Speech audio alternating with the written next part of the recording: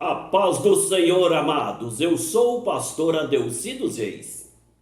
Hoje nós vamos comentar a lição 5 da revista da nossa escola dominical CPAD, que tem como título Jesus Cristo e este crucificado. A mensagem do apóstolo. Texto áureo. Mas nós pregamos a Cristo crucificado, que é escândalo para os judeus e loucura para os gregos. 1 Coríntios, capítulo 1, versículo 23. Verdade prática. O Cristo crucificado, o centro da mensagem da cruz, é a encarnação da verdadeira sabedoria para a salvação.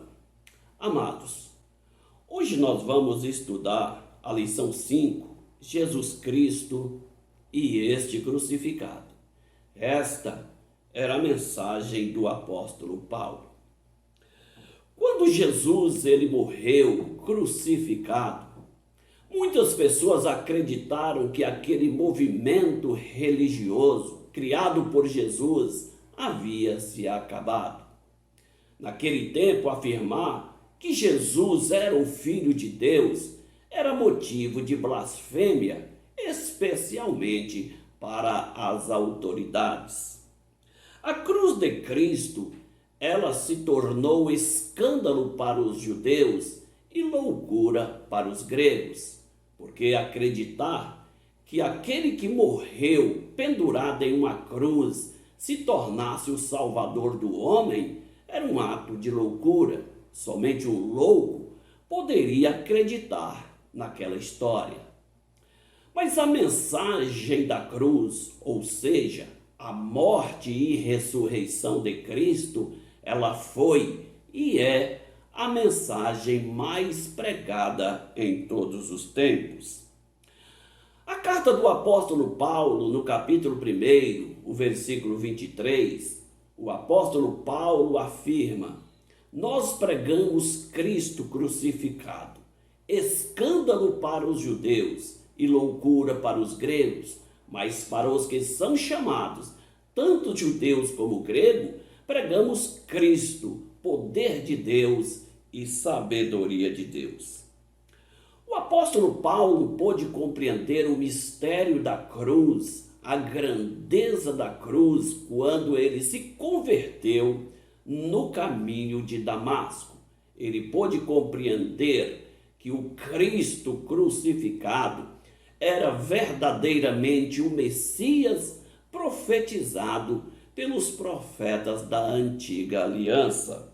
A mensagem da cruz, ela traz um grande impacto para a vida pessoal e a vida espiritual do homem.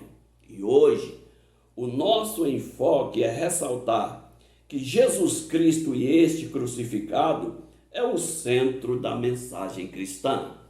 Vamos para o primeiro tópico da nossa lição. A centralidade da pregação de Paulo. Primeiro ponto, o ministério de pregação e o Cristo crucificado. O apóstolo Paulo foi o maior teólogo do Novo Testamento. Ele escreveu 13 cartas. E as suas cartas serviram de base, de alicerce para a estrutura da doutrina cristã do Novo Testamento. O apóstolo Paulo, ele não conviveu com Cristo, não andou com Cristo como os outros apóstolos conviveram e andaram, mas ele recebeu a revelação de Jesus Cristo a partir do momento que ele se converteu no caminho para Damasco. Ele aprendeu com Cristo e isto nós podemos ver que a pregação de Paulo ela não se opunha aos ensinos dos outros apóstolos. Observe que o apóstolo Paulo, ele afirma de uma forma brilhante na sua carta aos Gálatas, capítulo 1, o versículo 12, ele diz: porque não recebi nem aprendi de homem algum, mas pela revelação de Jesus Cristo. Os judeus, eles eram orgulhosos na sua religiosidade. Os gregos, eles eram arrogantes na sua filosofia, orgulhosos na sua sabedoria. Mas pela sabedoria humana, ninguém pode compreender o mistério da cruz, mas eles podem compreender a grandeza da sabedoria quando eles descobriram a sabedoria manifestada na cruz de Cristo. Por isso, os judeus e também os gentios, eles são chamados para ver no Cristo crucificado o único meio de salvação e o único meio de se adquirir a verdadeira sabedoria. Vamos para o segundo ponto da nossa lição. A palavra da cruz é a loucura da pregação. O apóstolo Paulo, na sua primeira carta aos Coríntios, no capítulo 1, versículo 18, ele diz: porque a palavra da cruz é loucura para os que perecem. Veja, havia uma mentalidade naquela época, no tempo de Paulo, em que a palavra da cruz ela era uma verdadeira loucura, era uma afronta para os religiosos judeus que estavam firmados no legalismo judaico da lei. Havia também a ideia que os gregos, eles que eram entendidos na filosofia, eram muito entendidos na sabedoria, eles exportaram a cultura para o mundo gentílico. Eles acreditavam que a cruz de Cristo era também uma afronta, porque fugia todos os requisitos da lógica e da razão. Porque acreditar que alguém que morreu pendurado em uma cruz pudesse ser o salvador da humanidade, acreditar que alguém que morreu pendurado em uma cruz pudesse ser o Messias, era um ato de loucura. Somente os loucos que poderiam acreditar nesta história. Nós vemos que neste sentido, a cruz de Cristo, ela não produziu uma atração, mas uma repulsa dos gregos e também dos judeus. E isto, nós sabemos que a cruz, ela na verdade era um instrumento de morte, era um instrumento de terror, mas foi através da cruz que o Cristo crucificado se revelou de uma forma brilhante para toda a humanidade, que ele verdadeiramente é o Messias, o Salvador do mundo. Vamos então para o terceiro ponto da nossa lição. Para os judeus e gregos. O que é a cruz para os judeus? O que é a cruz para os gregos? A Bíblia nos informa que a cruz de Cristo, ela é escândalo para os judeus, ela é loucura para os gregos. A cruz de Cristo, ela era maldição para os romanos. A Bíblia diz: maldito aquele que for pendurado no madeiro. A cruz de Cristo se tornou motivo de adoração para muitos ocidentais, como aqui no Brasil. Mas a cruz de Cristo, ela é algo tremendo. Os judeus, eles procuravam sinais, eles procuravam manifestações físicas dos sinais. Mas como encontrar os sinais se eles viviam no legalismo?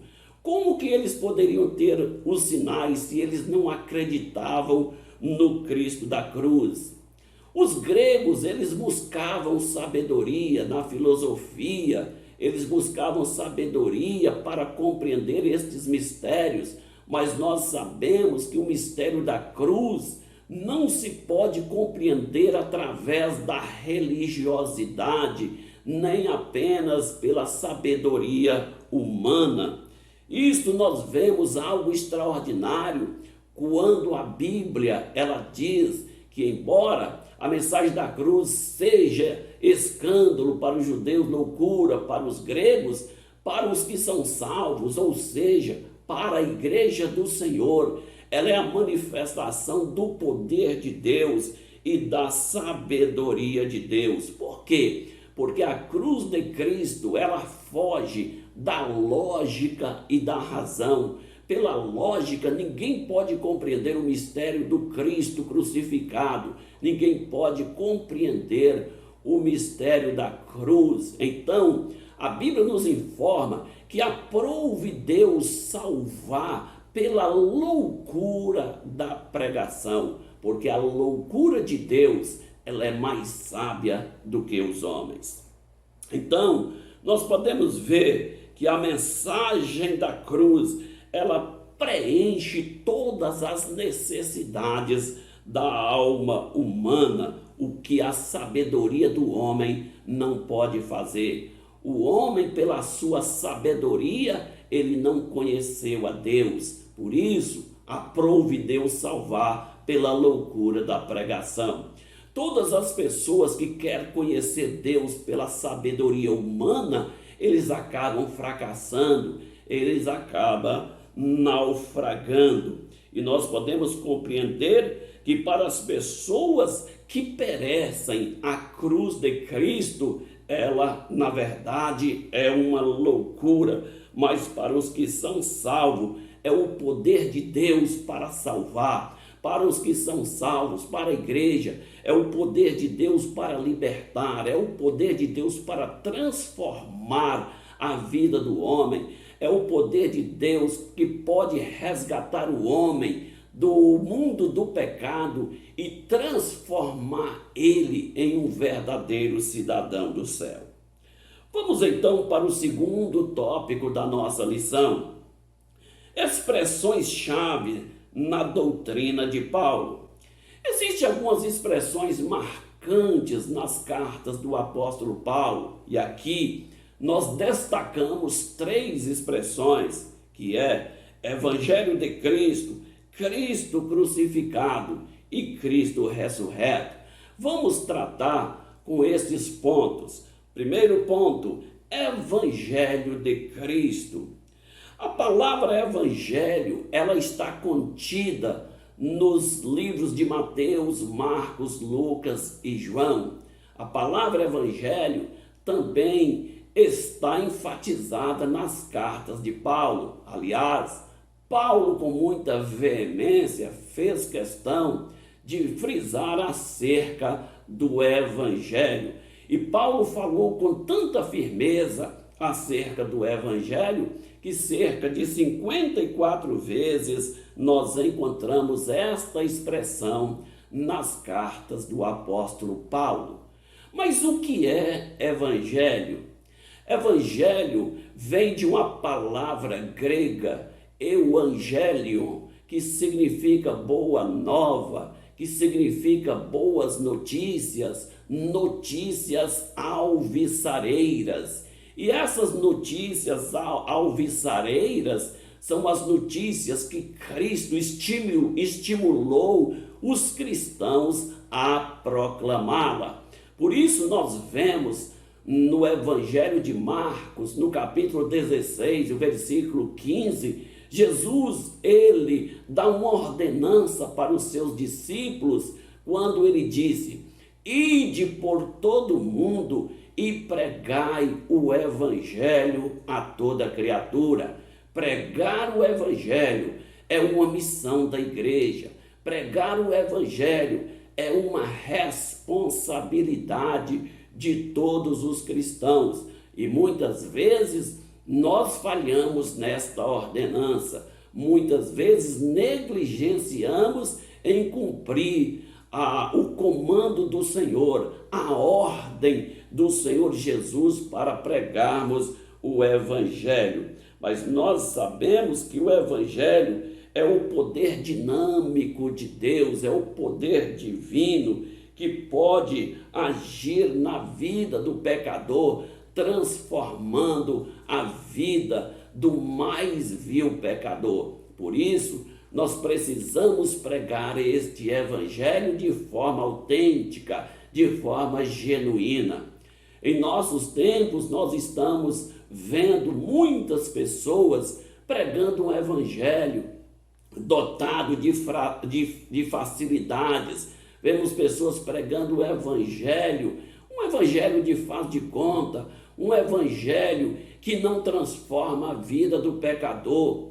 O pecador vem para a igreja e muitas vezes continua de acordo com a sua vida pregressa. Este não é o evangelho de Jesus Cristo.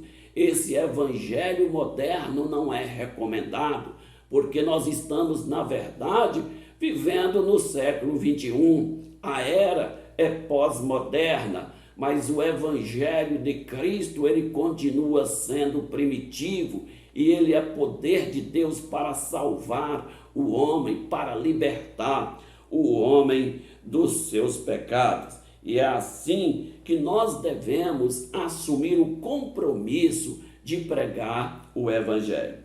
Vamos para o segundo ponto. Cristo crucificado. Na carta de Paulo aos Gálatas, no capítulo 3, o versículo 1, o apóstolo Paulo, ele afirma de forma brilhante, quando ele diz: não foi diante dos olhos de vocês que Jesus Cristo foi exposto como crucificado?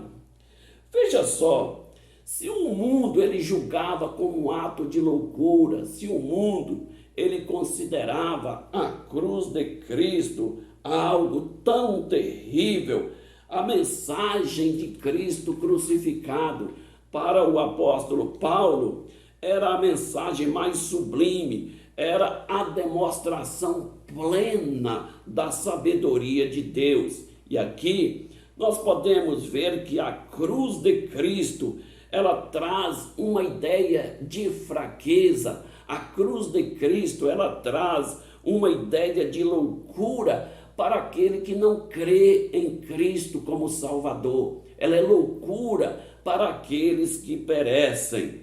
Mas a cruz de Cristo, ela é poder de Deus, ela é sabedoria de Deus para todos aqueles que creem e recebem Jesus como Senhor das suas vidas e como Salvador das suas almas.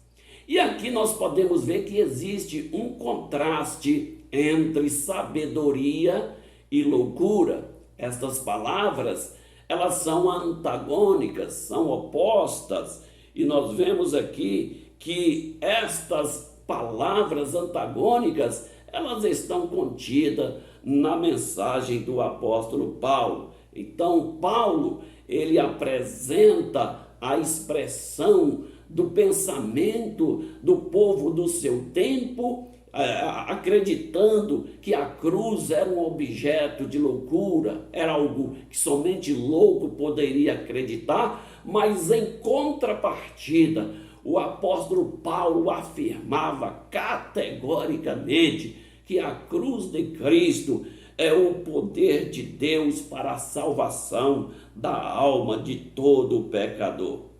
Então nós podemos ver que o evangelho de Jesus Cristo, ele não foi anunciado apenas pela sabedoria humana. Se o evangelho fosse anunciado simplesmente pela sabedoria humana, a nossa mensagem não teria efeito, a nossa mensagem ela não teria eficácia. Mas nós sabemos que nós pregamos Cristo crucificado e nós só podemos pregar e a nossa palavra só pode ter efeito quando nós realmente tivermos investidos do poder de Deus, quando nós tivermos revestidos do poder do Espírito Santo.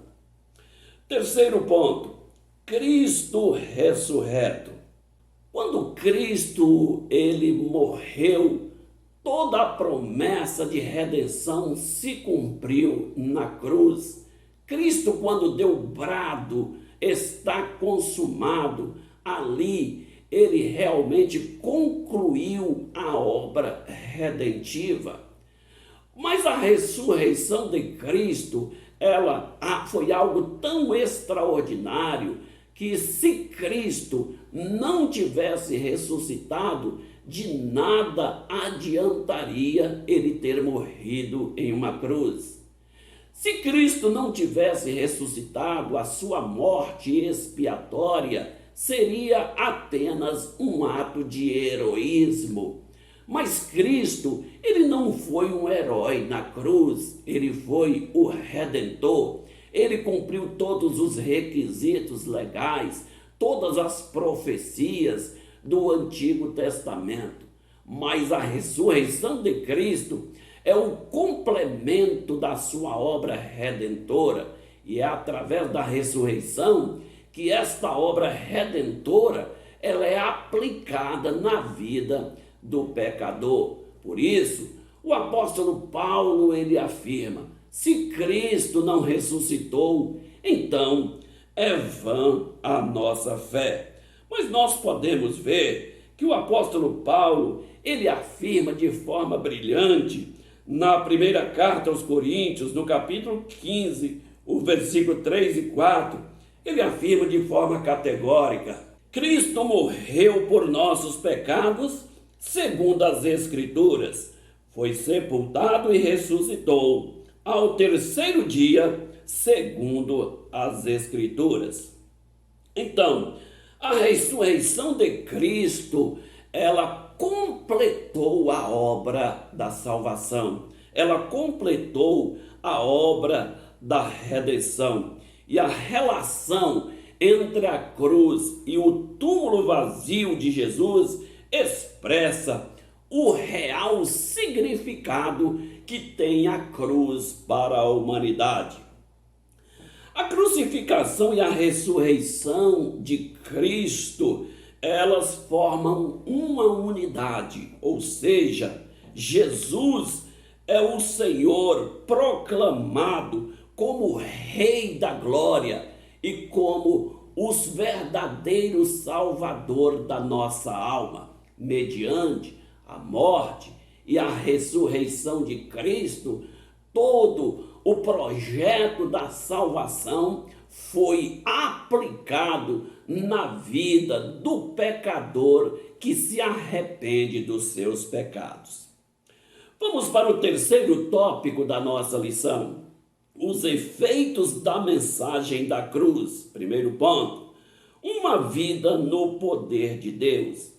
Nós já falamos que a cruz de Cristo, ela é loucura para os gregos, ela é escândalo para os judeus, ela é maldição para os romanos e até símbolo de adoração para os ocidentais. Mas nós vemos que através de Jesus nós podemos pregar o evangelho que transforma, o evangelho que salva, que cura e que liberta o pecador. Jesus ele deixou esta ordenança para os seus discípulos e para a igreja. Nós podemos ver em Marcos, no capítulo 16, os versículos 17 e 18, Jesus ele diz para os seus discípulos da seguinte maneira: estes sinais seguirão os que crerem. Em meu nome expulsarão demônios, falarão novas línguas, se beberem coisa mortífera, não fará dano algum, porão a mão sobre os enfermos e eles serão curados. Veja que Cristo, ele capacitou os seus discípulos, capacitou a igreja com o poder do nome dele, capacitou a igreja a proclamar o evangelho através do poder do sangue dele, que é poderoso para perdoar pecados. Mas Jesus também capacitou a igreja com o poder do Espírito Santo. E aqui nós podemos ver que os milagres que acompanham a salvação, os milagres que faz parte do plano redentivo de Cristo, as curas divinas, os milagres de libertação, elas devem acompanhar o nosso ministério, deve acompanhar a mensagem do evangelho, deve acompanhar o serviço daqueles que trabalham no reino de Deus.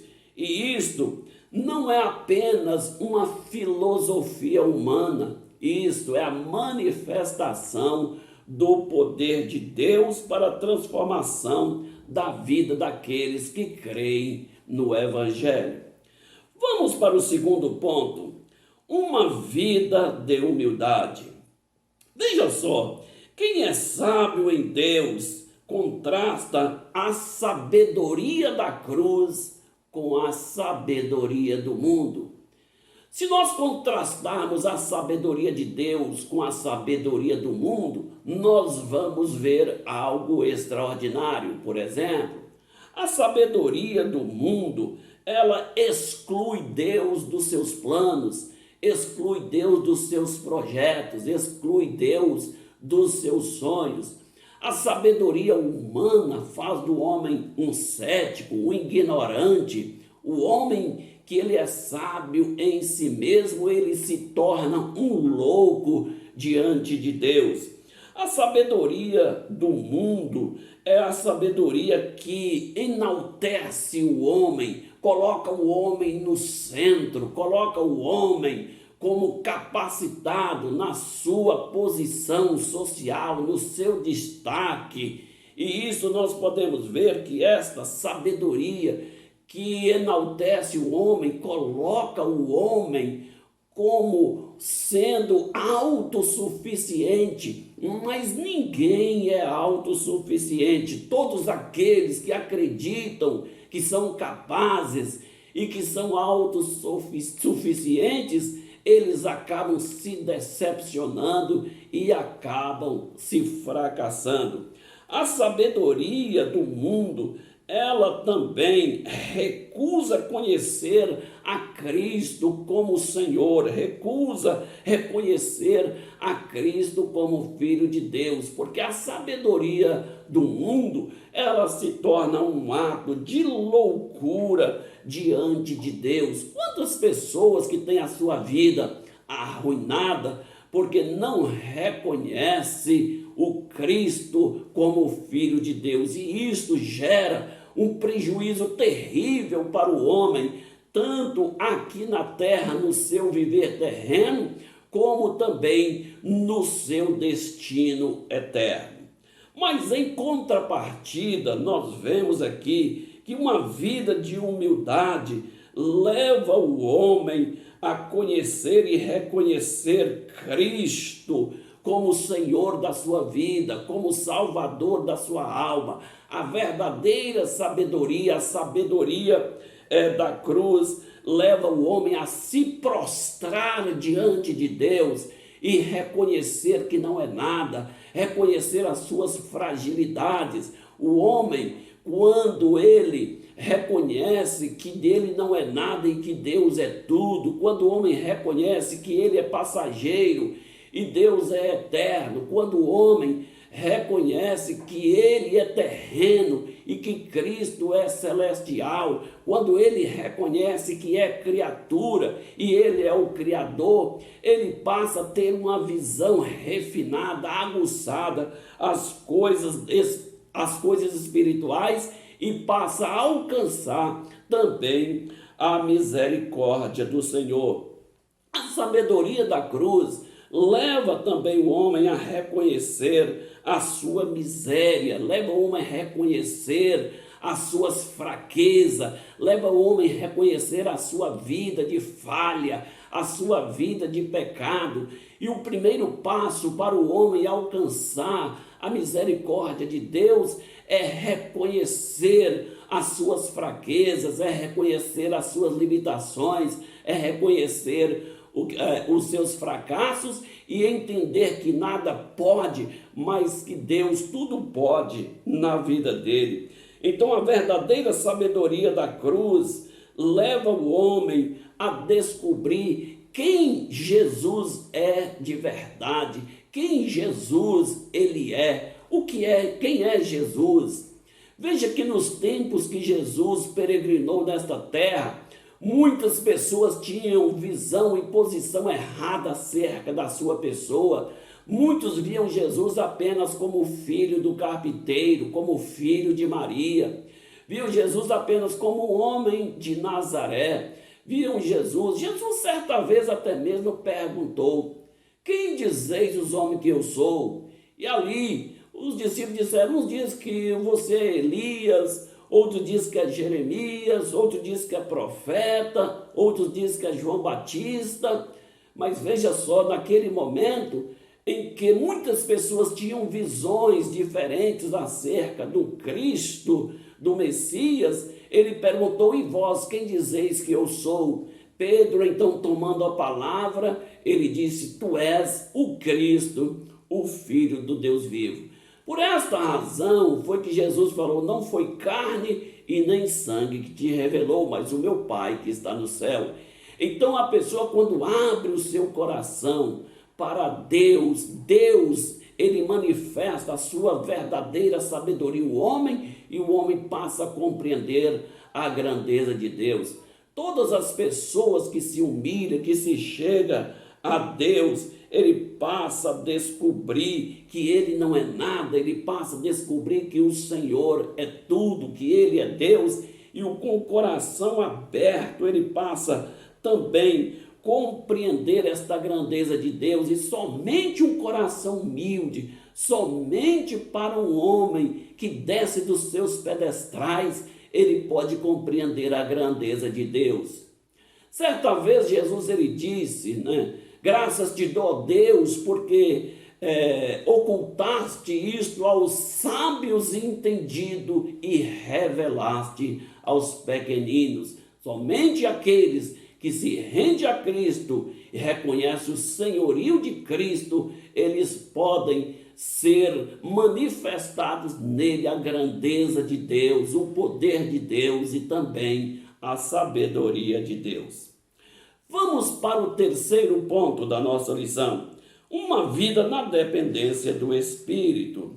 Nós devemos ter plena consciência das nossas limitações, das nossas fraquezas, dos nossos medos, mas nós jamais podemos confiar em nós mesmos. Nós somos dependentes do Espírito Santo. Ninguém melhor do que Jesus sabia que o povo de Deus, a sua igreja, os seus discípulos, enfrentariam problemas, adversidades, perseguições, sofrimentos, desafios aqui na terra. Muito embora Jesus, ele dotou os cristãos do poder do nome dele, poder do sangue, os cristãos, eles eram também dependentes do poder do Espírito Santo. Foi por isso que Cristo, ele prometeu derramar do Espírito no dia de Pentecoste. E assim, nós sabemos que o poder do Espírito Santo, ele capacita o ser humano, ele turbina o cristão para os embates do dia a dia. Então a mensagem de Cristo, a mensagem da cruz, ela deve ser proclamada no poder do Espírito Santo. É o poder do Espírito Santo que nos envolve de tal forma, e nesse poder nós até podemos entrar no terreno do inimigo com autoridade, com unção e com graça para resgatar as almas aprisionadas, as almas que estão acorrentadas e oprimidas pelo diabo. Somente no poder do Espírito Santo é que nós vamos encontrar a nossa firmeza e não abrir mão das nossas convicções espirituais. Amém, amados? Que Deus nos abençoe e tenham todos uma excelente aula.